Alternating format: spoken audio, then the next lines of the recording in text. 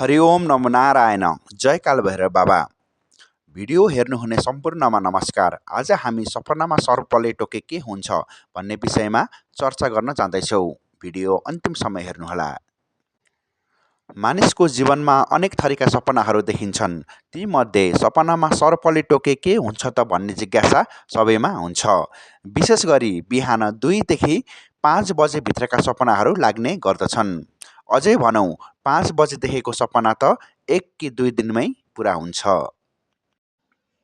सपनामा सर्पले टोक्नु एक शुभ सपना हो। यसले धन वृद्धिको सङ्केत गर्दछ। यस सपनाले व्यवसायमा वृद्धिका साथै नसोचेको धन लाभ हुने सङ्केत पनि गर्दछ। यति मात्र नभई सम्मान तथा इज्जत बढ्ने कुराको पनि सङ्केत गर्दछ। त्यसकारण यदि सपनामा सर्पले टोकेको देख्नुभयो भने बिहानै उठी सफासुग्घर गरे यानि कि नुहाइ धुवाइ गरी आफूले मान्ने वा पुज्ने गरेका इष्ट भगवानको पूजापाठ गर्नुपर्दछ।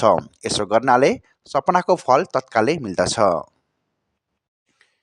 भिडियो अन्तिमसम्म हेर्नुभएकोमा तपाईँहरूलाई धेरै धेरै धन्यवाद। हाम्रो यस भिडियो कस्तो लाग्यो? जस्तो लाग्यो त्यस्तै प्रतिक्रिया दिनुहोला। प्रतिक्रियाको लागि कमेन्ट बक्समा गई दिन सक्नुहुन्छ। यदि हजुरहरूलाई यस्तै भिडियो आउने दिनहरूमा पनि हेर्नु मन छ भने हाम्रो युट्युब च्यानललाई सब्सक्राइब गरिदिनुहोला।